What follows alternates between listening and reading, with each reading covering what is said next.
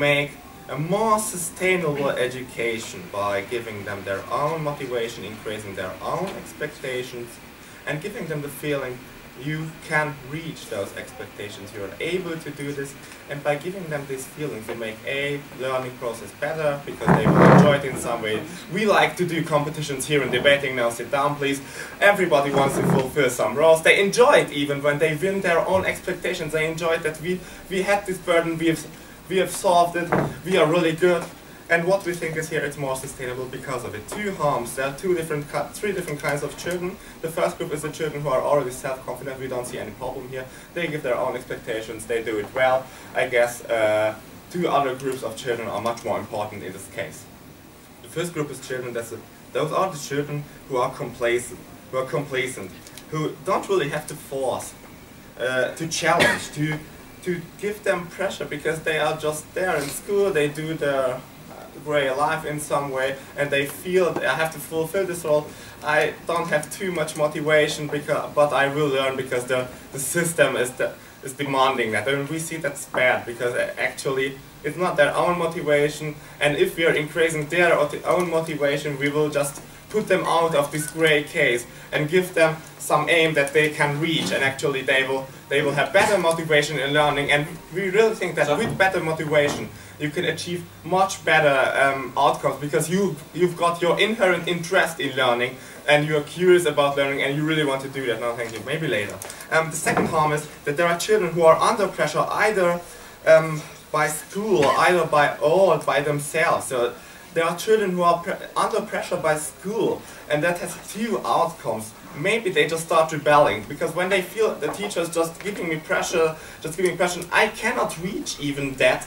Why should I do this at all? He's such a jerk, he's standing there, okay, he had made a university, he can teach me, but who the fuck is he that he can just tell me what I am to do? And at the end, when I don't see any challenge, when I don't see anything what I can reach, I won't do that because I will just be disappointed and I will not even listen to them.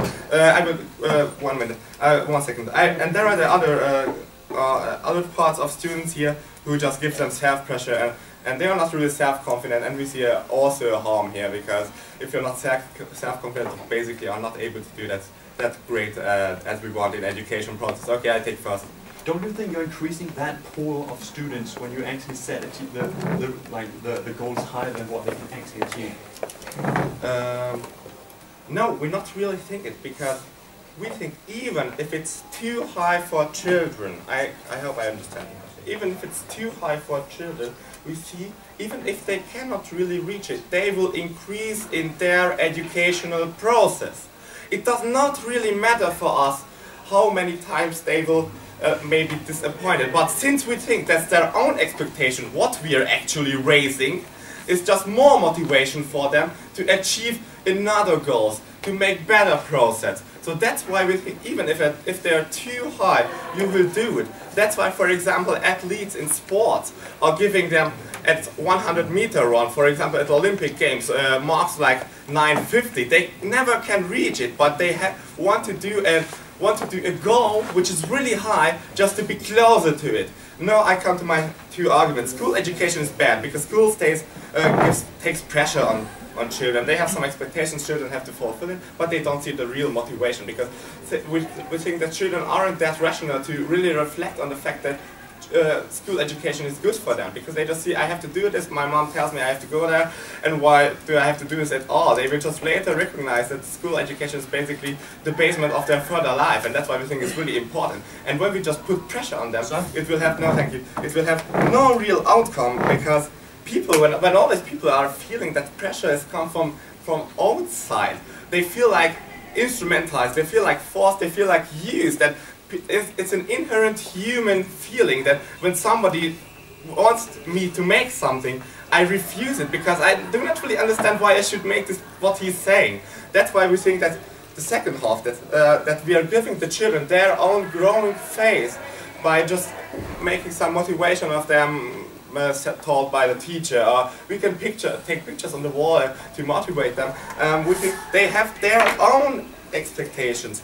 And when they have their own expectations, these children who can take up the most material in school are able to get more material because they have their own burden. They made that their own burden to do this. And when I'm doing my own burden, I want to really do that because I not want to disappoint it in myself. When I'm not disappointed in myself, I feel good. And I want to do that again, again, and again. And this, I think, is a much better process in education. Colleagues will talk about it later and extend it a bit.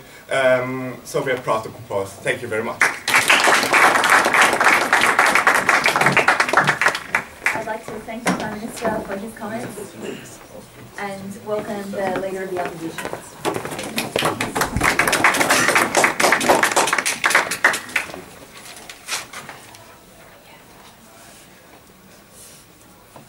Madam Speaker, let me tell you this. Coming from China, I am fully acquainted with the mental harm that children from Asia suffer from by having too high expectations.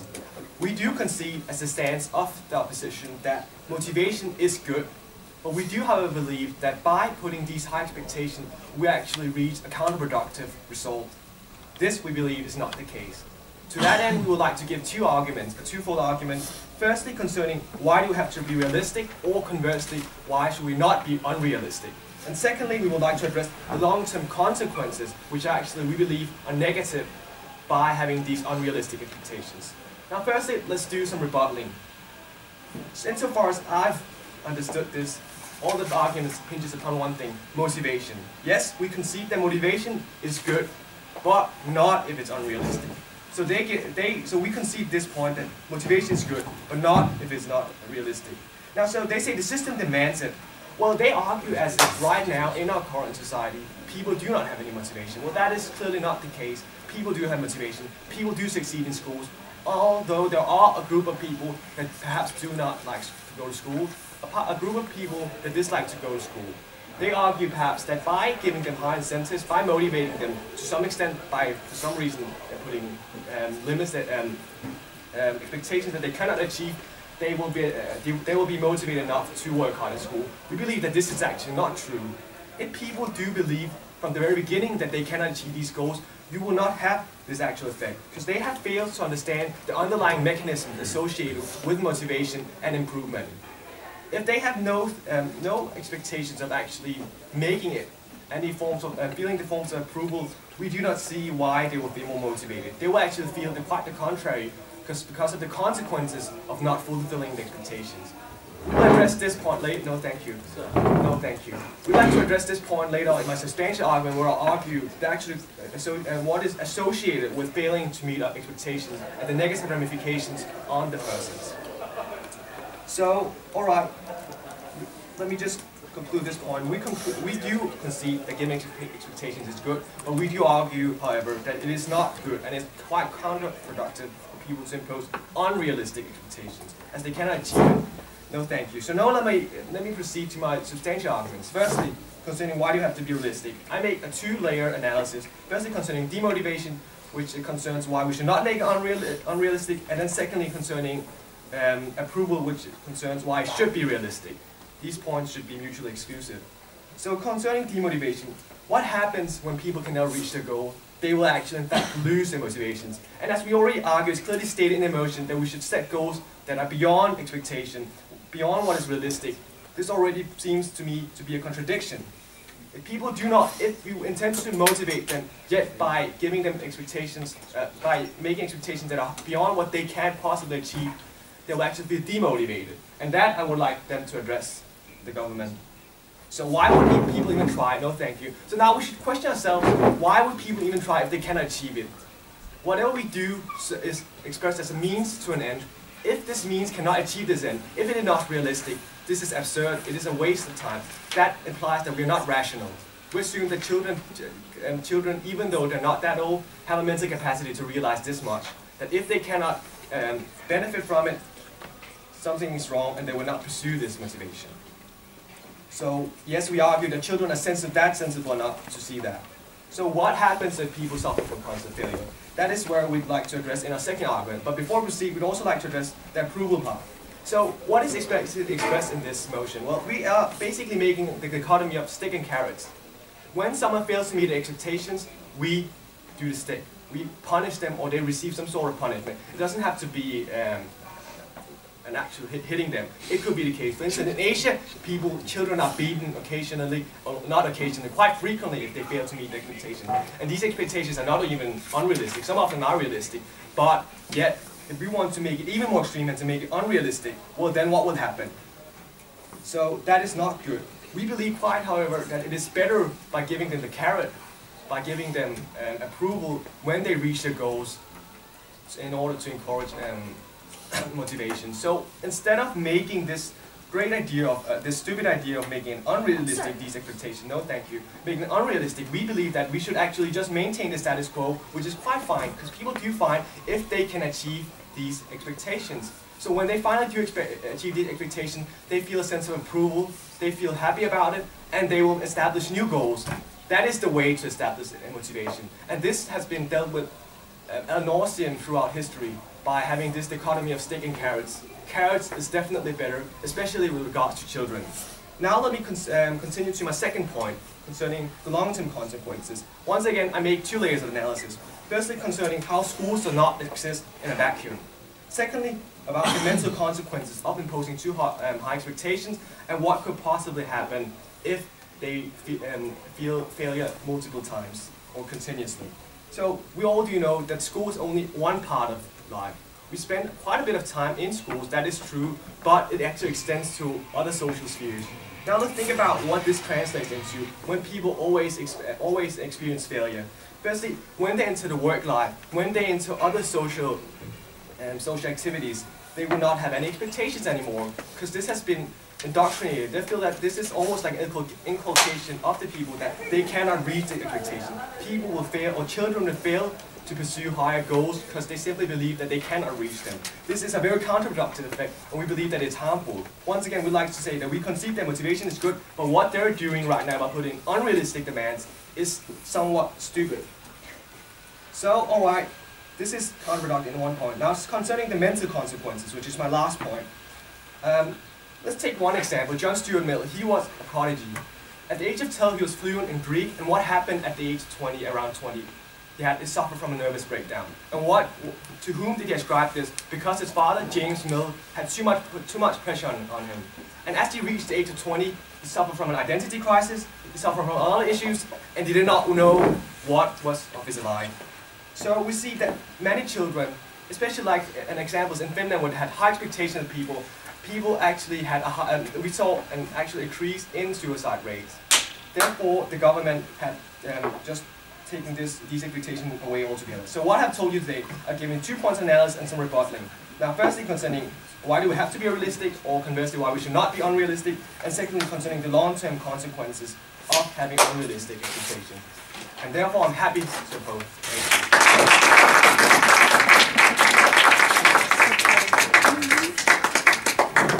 I'd like to thank the leader of the opposition and welcome the Deputy Prime Minister.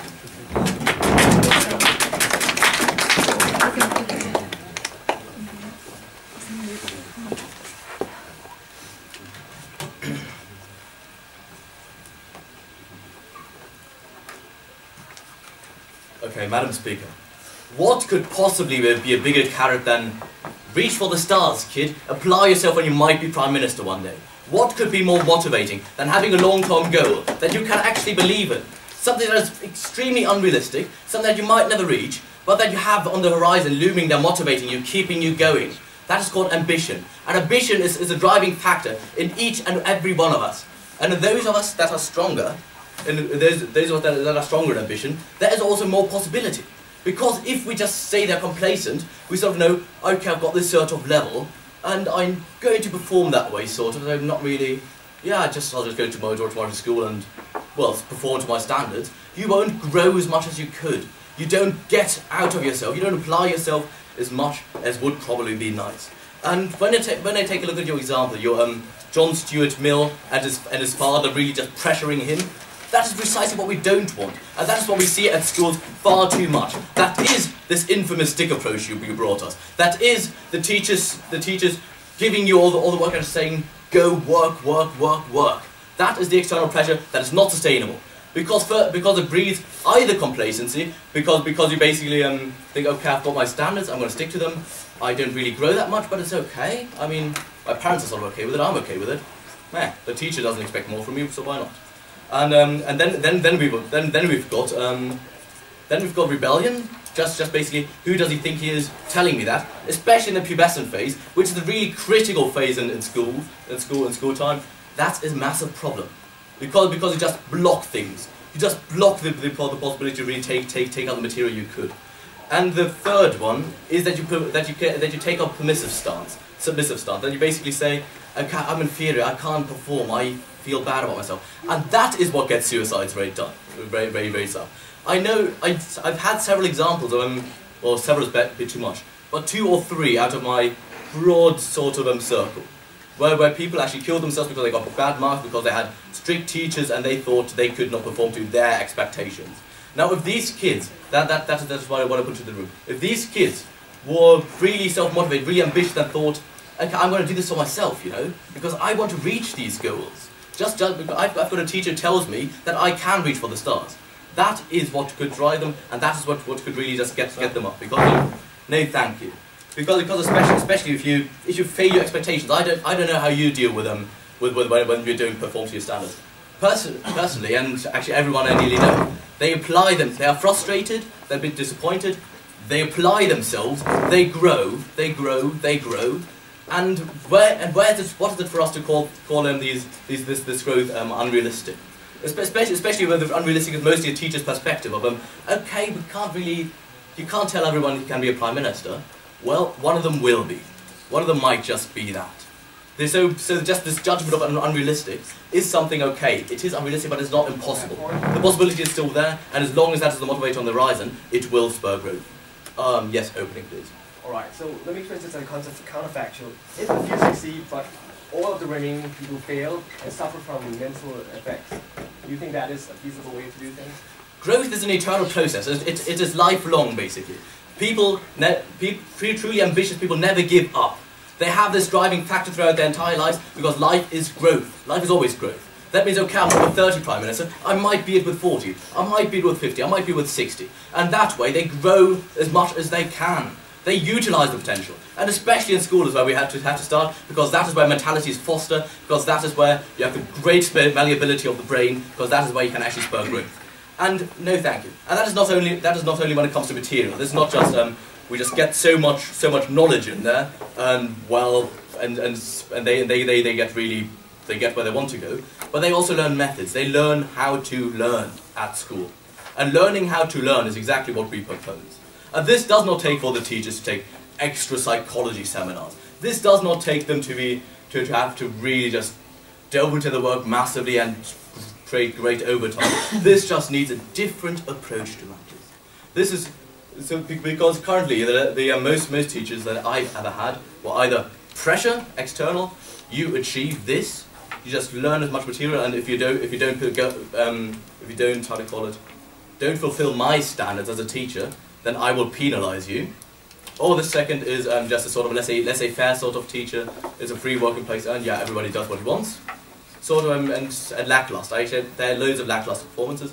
So it's you either get complacency, or you get submission, or you get rebellion, and none of this is particularly productive. Of course, we all made it through school, and of course, we all are fairly good examples that it can work.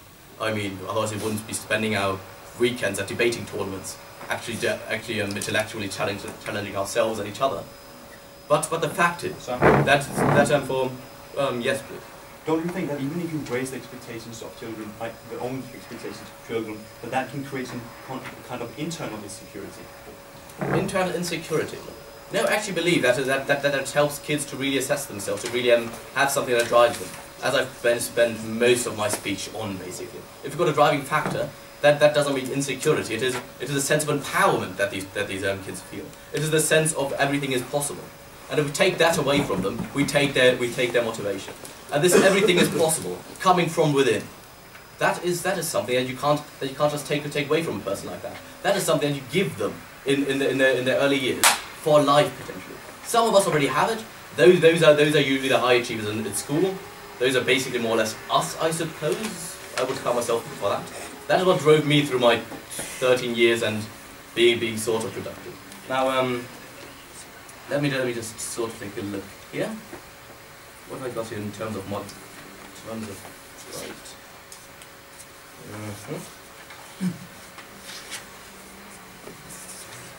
Yeah, that's pretty much it. So what have I showed you today? I've showed you, first of all, if a teacher just changes his approach slightly, just goes at his job slightly differently without any more work, he can instill in children the absolute virtue of the belief that they can do that they can grow as much as they can, that they can actually adapt, that they can have something to motivate them for life, that they can reach everything. Even if they can't, there will be an internal process in life, always guiding them. By that, of course, also as a side aspect, maximize our productivity. I, as a German, like that. And at the workplace, that just means that they were also able to compete well, and that they don't just sit there complacent, well, not utilizing their potential. We have to do that early on. Thanks.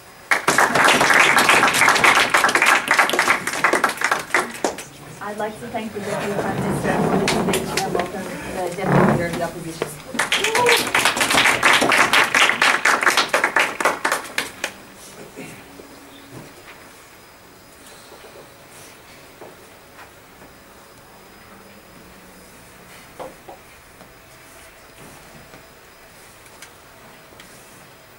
Madam Speaker, we acknowledge two distinct features on team opening opposition. One, we believe that the opening government so far has shied away from its burden. The way they've done this is by saying that we would raise their own expectations of children. This is weird. Why is that? This is weird because people at the age of 5 to 10 want to play with Lego. They don't necessarily, they want to be astronauts. They want to have expectations which are so unrealistic that we don't think that a credible authority should motivate children to actually think that if you don't do this, that's a failure. We think that's bad. Secondly, we do though acknowledge that some expectations are good. We do think though that they need to be realistic. We think that expectations are good in motivating them to a certain extent. We don't think they should be, we think the educational system needs to shape the future people for the future society. That's the primary role of the educational system. This doesn't apply when you undermine the credibility of the educational system, insofar it doesn't really tell people, giving them the informed basis on to what extent they can actually reach in society. We say that's bad.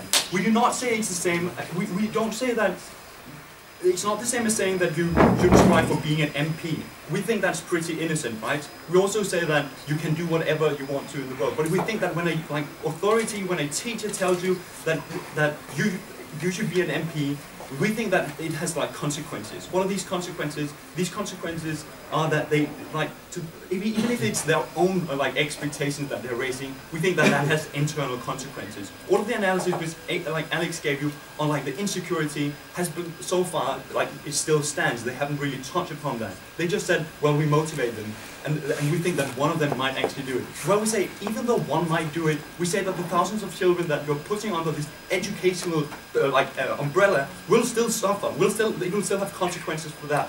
They have to deal with that, and that's something we challenge the next speaker to do. Good. Let's go on to some rebuttal then. Let's have a look at the need. Right? The first thing they came up and told us was that currently there is absolutely no motivation in all schools around the world, and children are distressed and cannot be bothered to do stuff. First, what we say is that in Scandinavia, in most liberal, they have one of the most liberal systems, right? They still love to go to school, and that's something which reflects itself in the grade. They love to go to school because teachers talk to the children about what expectations they have. They mediate and push them in the direction which they think are fit. They're not telling them, well, each and every one of you can be a MP. We say that's a good thing. Second of all, their policy has already been implemented, tried, and failed. Right? They tried it in Finland. What's happened there? The Finnish government simply had to strap it off because suicide rates in high school actually started to increase. That's a tangible harm. Why is that? Because all of these expectations, which are so high that they cannot achieve them, actually have a consequence for children's mental health. We think it's bad.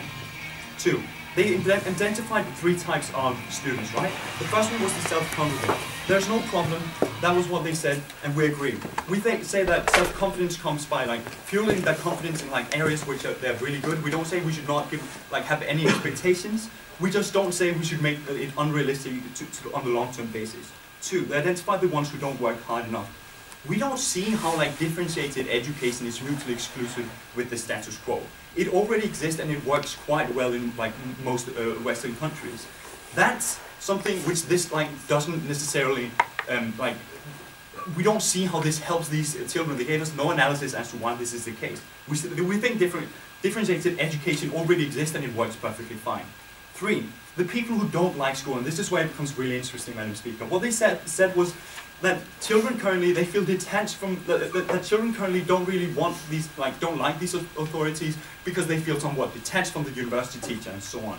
What we're saying is that you actually detach these authorities further away from the children's reality if you actually make them lie about what they can do in the future, right? It's actually lying. What we say, it will have 2 things. First of all, it will demotivate them. It will like detach them further away from the authority and from the system itself. But secondly, even if this is not really the case and people actually trying to strive for these, buying into this discourse that these teachers are promoting, we think that can make them insecure if they're not failing to become the Prime Minister. We think it has harmful consequences for their self-confidence, and that's something we want to avoid. So for all these reasons, we don't think that any of the points stand on opposition, beside the ones which are already in place about the one differentiated education. My positive message is going to be about authority and what consequences this will have for authority. Okay, what happens if children don't achieve the things that authorities think they can do? This is what it will be about. What we say is that authorities, they have credibility. Why is that? They have a certain level of education, certain capabilities, and we believe in the fact that they can shape us as human beings. And that's actually a freedom they have. They have the freedom to shape us as human beings because we ultimately buy into the idea that these people are the most fit and capable to shape us as human beings. We also say that a great responsibility follows. Firstly, because they should shape you according to the realistic world. If they don't do that, you undermine the credibility. You undermine the idea of the educational system, shaping future students for future society. But secondly, we also think it demotivates people. I'll take you in a second. It demotivates people because when they never can achieve what they want themselves or what the teacher wants, it will have consequences. Go for it. Are we ever supposed to push the boundaries of what is possible and realistic if we always say that, well, that's good enough, and you don't have to do any better? Okay, we don't say, we've never, like I said, we acknowledge 2 things. We acknowledge that one of the things we said we acknowledged was that the educational system should have expectations. We just think it should be realistic. It's unfair to lie to children to the extent where they're feeling bad about themselves. So we do still have expectations. We still push them forward. We shouldn't be lying to them. That's the difference. How do we undermine the credibilities of authorities on a much general scale? We think there are more stakeholders in this debate. First of all, the parent-children relationship, right? We don't think that they will follow the rules because suddenly they'll like the fact that they spend so much time in school and they're socialized by the teachers as well, will mean that other agents will be affected as well. Other credibility, authoritative figures will be undermined as well. If I cannot end up doing what my parents are hoping for me to be, why should I even follow their rules? Second of all, we think this has consequences for the state on the long term, right? The state gives you liberties but also duties. You're supposed to be able to get a job. You're supposed to be able to raise your children. You're supposed to do all of these things. But this is once again an expectation, right? If we continuously think that we cannot reach expectations because they are we've never fully ended up reaching any expectation, why should we strive for one more expectation outside this world? Mr. Speaker, Madam Speaker, we think it has tangible consequences lying to children in schools. We think it has consequences because these children are the future people of our society, and we should make them strive for things, but we shouldn't be lying about what the future looks like. And that's why we stand proud in our position. I'd like to thank the Deputy Leader of the Opposition and indeed the entire first half of this debate. Now we move to the closing half, and I'd like to welcome the member for the government.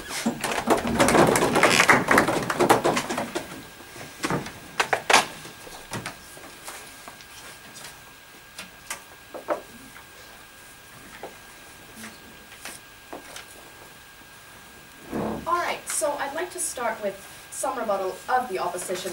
I'd like to start off with saying that we think that the opposition has kind of misunderstood the word realistic. What does it really mean? It doesn't mean impossible. That's really important to think about. It doesn't mean impossible. It doesn't mean that this is something that you can never ever achieve. It just means that it is something that is unlikely to happen. It is something that is unrealistically, it's not really going to happen. However, it is not impossible. And we really want to stress that because what this whole debate is about, what the whole crux of, the word the word unrealistic is that, you know, it's the idea that you can improve beyond what seemed impossible from the beginning. And what interestingly, the first speaker of the opposition talked about was that, you know, we should leave the status quo as it is because it is quite alright, and the exact words were it's quite fine. And we believe that it's definitely not, and that's what's going to go into my first argument. Some rebuttal will sort of come further in my speech as well. No, thank you. What opening government has said is absolutely true about sort of raising the expectations of the children instead of raising expectations on them.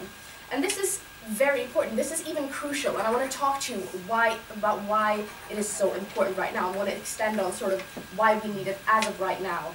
And I want to start off with talking about sort of the negative trend that we have in society today. We recently had the results of the PISA study, which is a study that goes through kids' school results in science and in maths and in reading.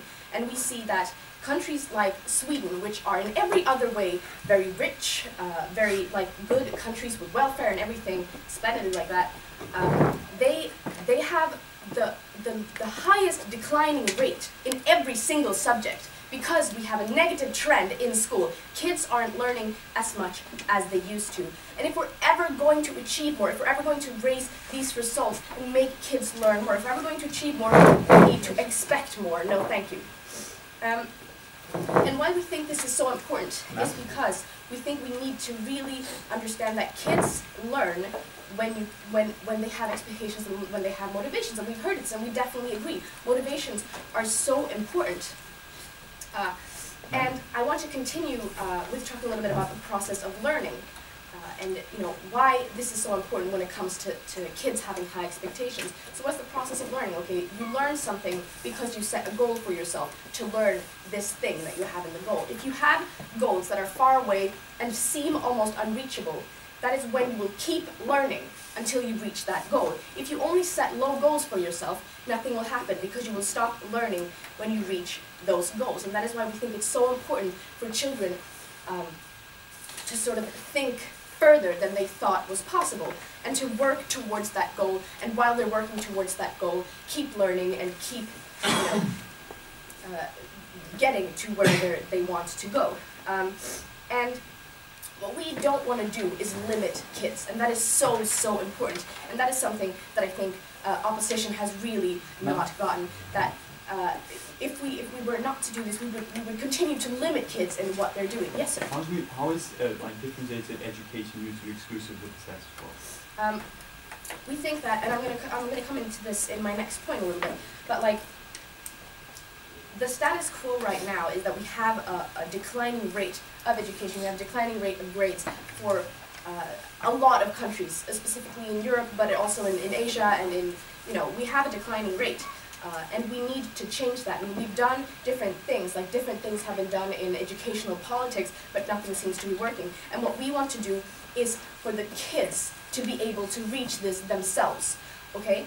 And what I want to talk about now is how important it is for kids to realize that they can do this. And this is how the teachers are going to help the kids kind of reach the place where they have these unrealistic expectations that will motivate them further. Alright, so how would teachers do that? Because it might seem like sort of an abstract task. Well, we would have positive reinforcement, we would have constructive criticism, and in general, we would make sure that kids believe in themselves. So that is what is so crucially important, that we have kids that have the confidence to do this. And that is what opposition really doesn't seem to understand, is that we want the kids to have expectations on themselves. We don't want them to feel pressure and to feel bad when sort of there's something that they don't achieve. What do you think about that? How is it that children don't have their own expectations under the status quo? How can teachers not do it to the realistic extent? Because today it feels like they have the expectations on them to achieve, not specifically because they think that they can do it themselves, but because they feel forced to. And that is a massive problem. They feel like that is something that they have to do to please other people. What we want to do is have them do it because it pleases themselves. And we want to make sure that they have confidence in themselves. No matter where you are, you have the ability to go that far. You have the ability to reach this unrealistic goal. It might be hard, and it might be lots and lots of work, but you have the ability to go there. And what opposition said is that it's mean to tell certain kids that they can do or can't do this, that it's mean to lie to kids and say that they can do this when they can't. We believe exactly the opposite. We need to tell all kids that they can do it. We need to make sure that they have the confidence and that they believe in themselves so that they can achieve these things. Yes, sir? How is an impossibility not by definition unrealistic? We're not saying that we want them to achieve the impossible. We're saying that we want them to achieve what seems impossible at first, but really isn't. What may feel like it is so far away that they will never reach that, but they actually can, and that they will have the confidence to do so. We need kids to believe so that they will be motivated to work. If they don't have a place to work towards, they will never reach there. So what have I been saying to you today?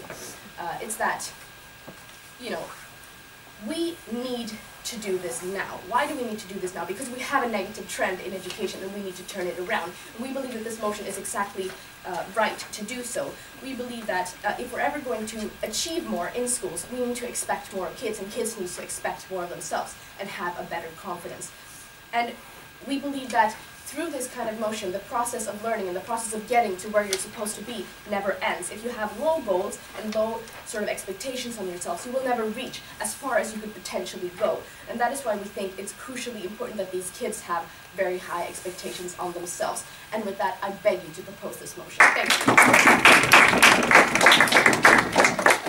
I'd like to thank the member for the government and now welcome the member for the opposition.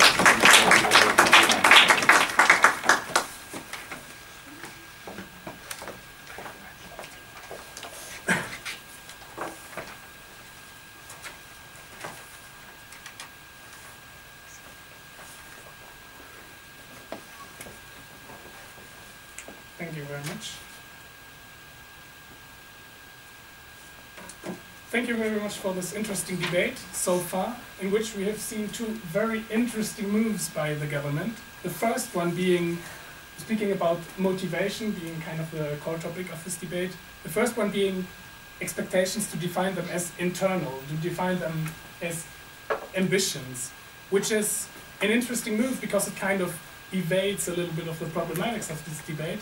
But on the other hand, there was so far not been sufficiently addressed how exactly school would do this.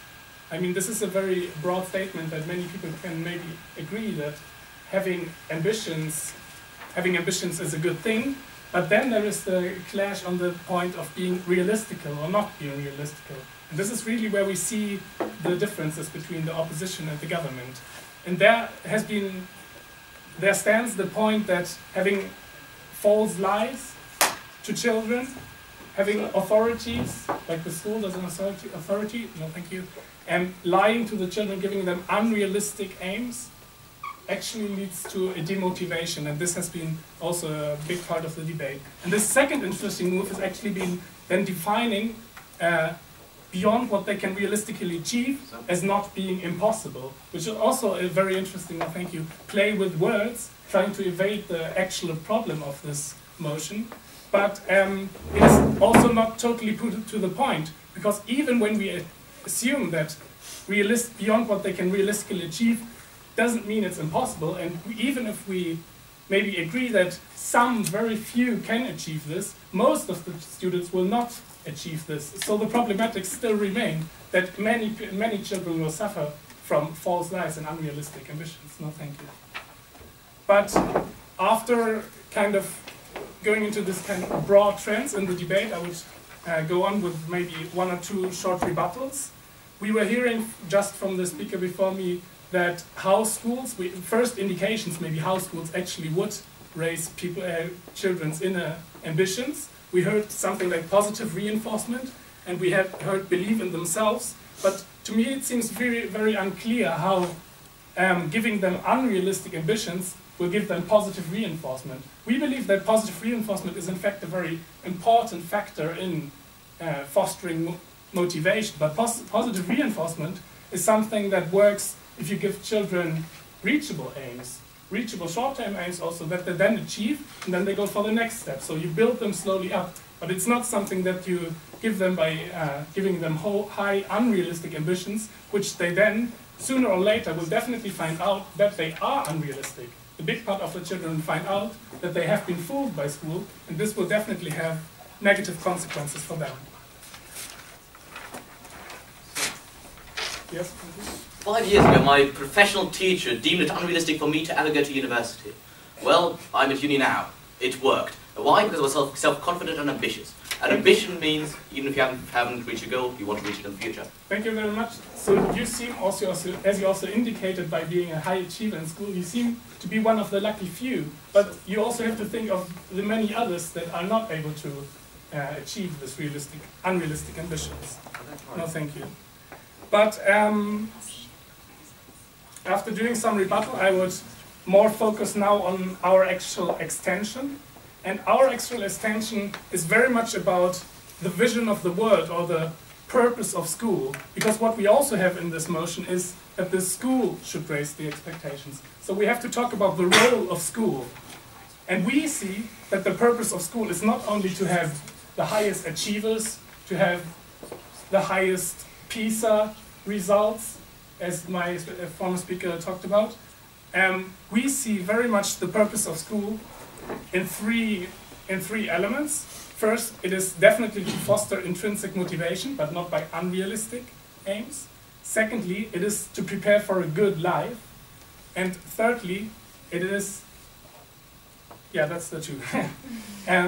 So definitely this core point of the good life I will focus on very much in my speech later on. But going back to the intrinsic motivation and to the core point of motivation or demotivation, where the government side was saying that unrealistic aims would actually foster motivation, but where we are saying that unrealistic aims are not the best way to foster motivation.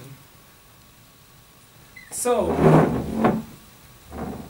one thing that we need to talk about when we talk about unrealistic ambitions, no thank you, is traumata, is expectations that get crushed, and is disappointment. And we believe that it is nice if people reach their high ambitions, but we also believe that we have to think of the ones that are not achieving their ambitions, of the ones that are not standing here now debating. And their disappointment definitely matters. And this is also something where athletes are definitely something different from children, because children are still developing. And they are, especially in the puberty, they're in a very vulnerable state. And there is where school as an authority has to have some responsibility, has to show responsibility to carefully foster them and not to crush their expectations and to give them traumata that will harm them in the long run. But now let me talk about the good life, because our vision of the world is not one where we have endless competition and high achievers competing with their elbows against each other. Our vision as a good life is where you have a work-life balance, something that has to be trained all through school. And if you only focus as a school on making children into working machines, you're definitely not preparing them for the good life. A good life also includes time with parents at home. It values and a closeness, like emotional competences, cooperation, social skills. And all these things are very important to foster in school. You might say they are not mutually exclusive, but it's very much a question on what we focus on. And what we've heard so far from the government side is very much focused on measurable things, is focused on high achievement in the very classical academic way. But we see that the school definitely has to refocus. And refocusing will not happen by raising expectations beyond what they can realistically achieve. Refocusing will happen by a careful approach to education that cares for children. Thank you very much. I'd like to thank the member for the opposition and now to close the government case, the government.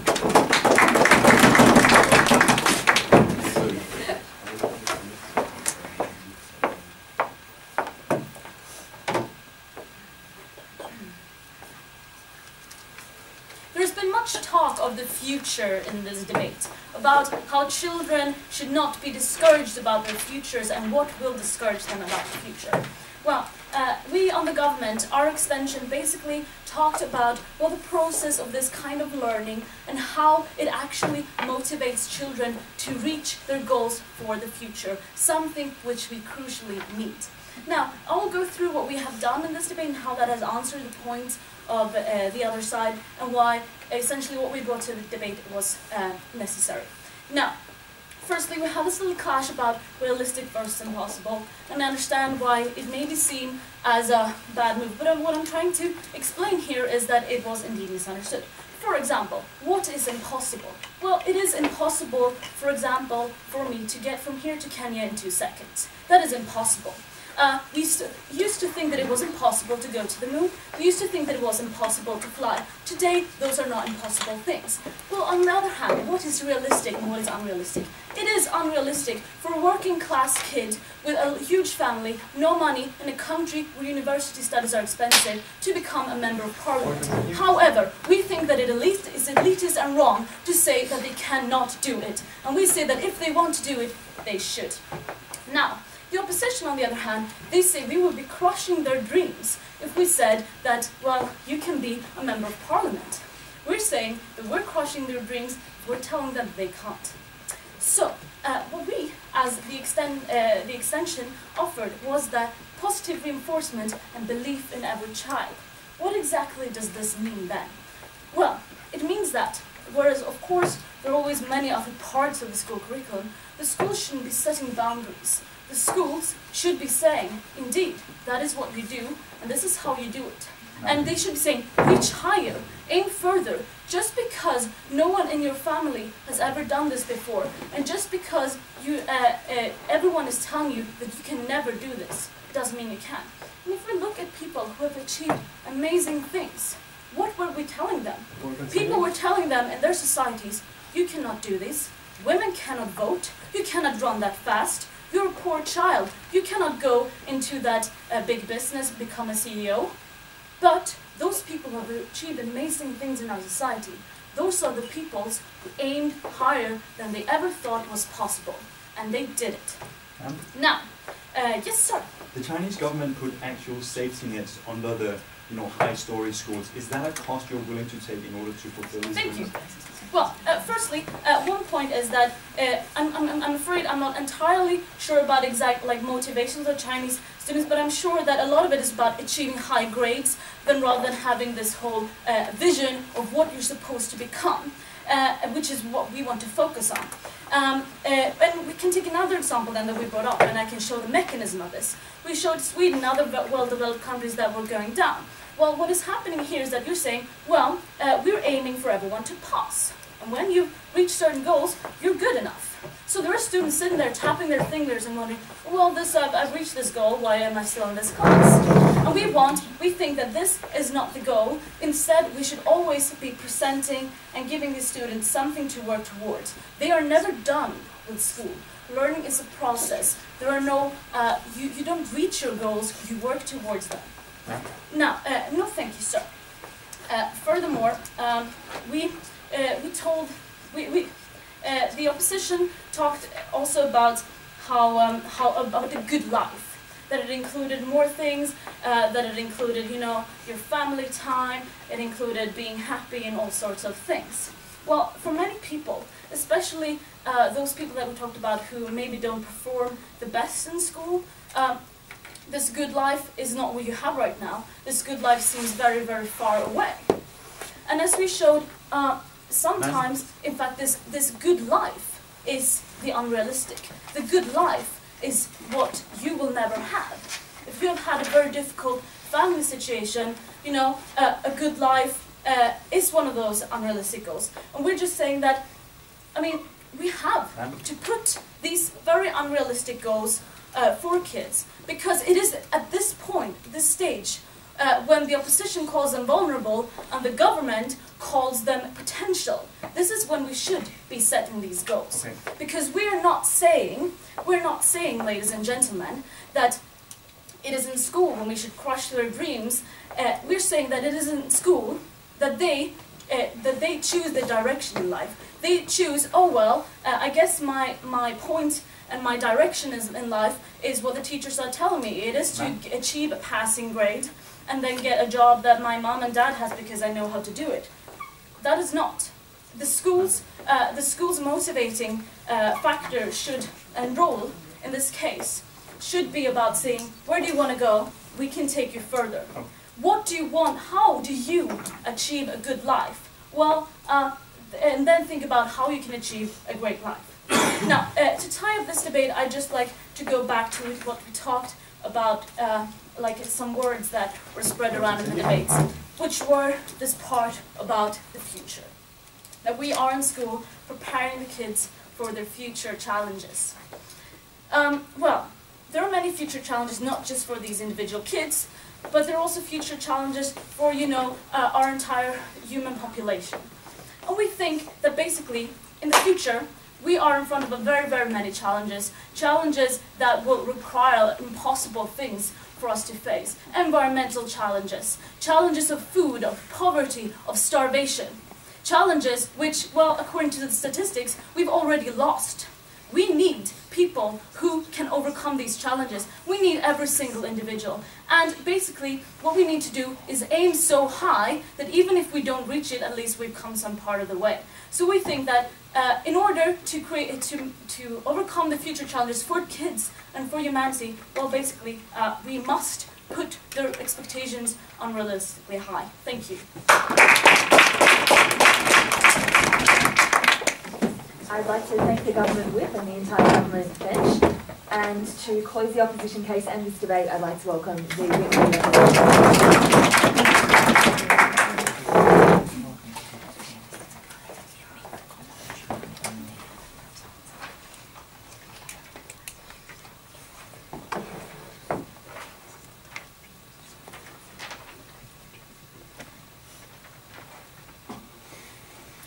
Thank you.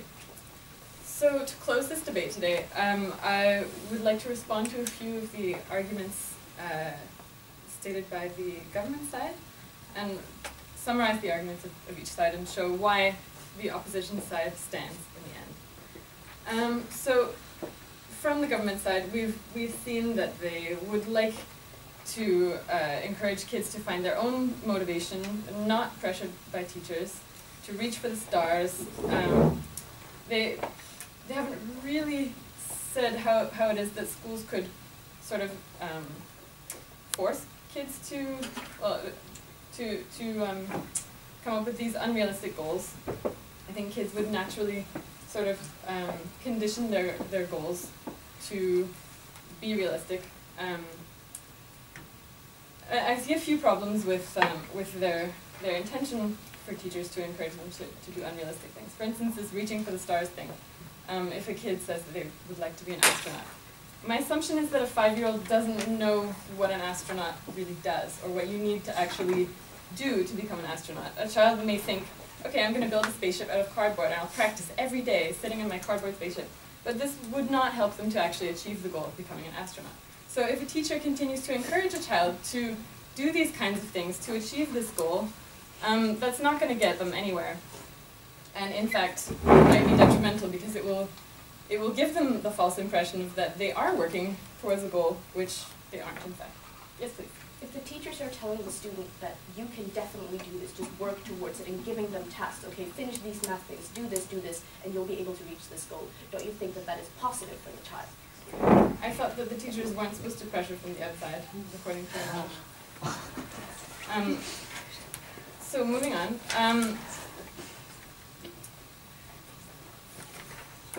We also feel that this model that they've presented puts a disproportional focus on the few overachievers. As the opening government part was saying, you were personally discouraged by a professor from going to university, but here you are, and congratulations for that, that's wonderful. But I feel that this is really just putting the focus too much on this tiny percentage of overachieving students. And if we take a utilitarian perspective where we include everyone, it disproportionately disfavors the majority who don't have this natural internal drive. Yes? Okay, so what we've got as a worst case scenario. A highly motivated office drone working towards presidency, a distant unrealistic goal that still gives him energy, that still gives him purpose in his working career life, and that will drive him further, giving him energy in his life. I'm sorry, could you repeat, please? Basically, highly motivated office drone, striving towards presidency, unrealistic, girl still gives him power, gives him purpose, gives him more growth, gives him, yeah. Yes, and so well, what I'm getting at is that this small percentage, this few that does have this internal motivation, despite perhaps external discouragement, still does have the power to achieve. But by placing the expectations too high on the rest of the children, they are going to get disfavored. There was this example, which I appreciated, of that Sweden currently has declining grades and so forth, but the closing government pointed out herself that Sweden is actually a very successful country. It's got a very strong social welfare system. To me, this shows that strictly achievement-based school results aren't necessarily the thing that will lead to a successful society. These school results have shown that this is not required because Sweden is a very successful society. And so this is why I'd like to get back to my colleague's point about what is school really for? So school should not just strictly be for this achievement-based results.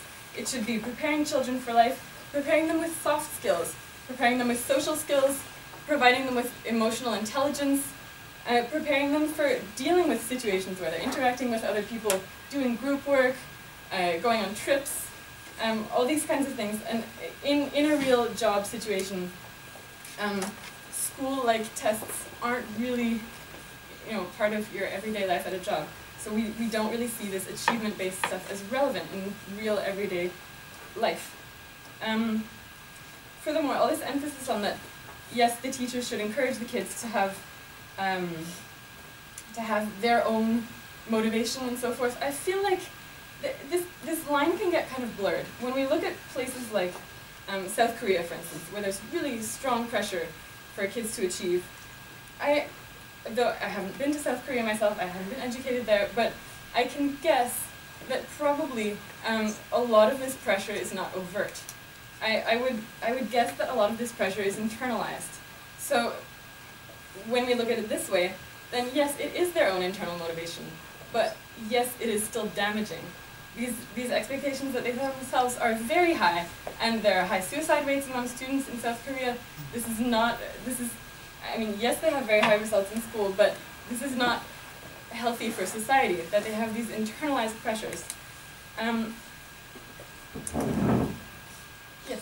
We were kind of talking about how we're supposed to not pressure kids, but get them to realize themselves what they can do, and by therefore achieving results and feeling good about themselves. So teachers would, instead of saying you have to do this and don't do this, but you're bad, they're saying if you want to achieve this, do this, and it will be good. And that's why, with our model, kids won't have this sort of internalized pressure, because what we will feel is motivation rather than anything else. Well, we feel that by placing the bar so high, it deprives kids of having these sort of eureka moments.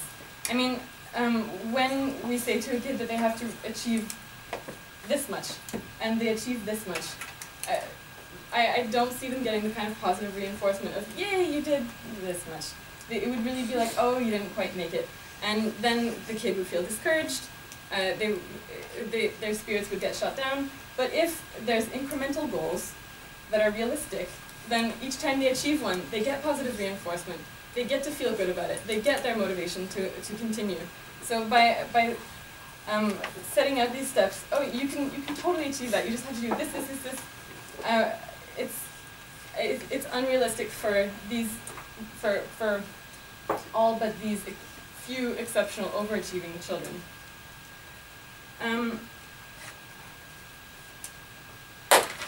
So, among other things, with these unrealistic achievements, expectations on achievements, I mean, kids aren't stupid. They'll figure it out. Once they start seeing that, okay, every time the teacher tells me, you can totally do this, and I try as hard as I possibly can, it just doesn't work. Okay, there's something wrong here. There's something that's not quite working. And then they're just going to naturally reset their own expectations to actually correspond to what they can do. And so for all these reasons, I believe I've demonstrated why the opposition case holds stronger than the government, and beg you to close.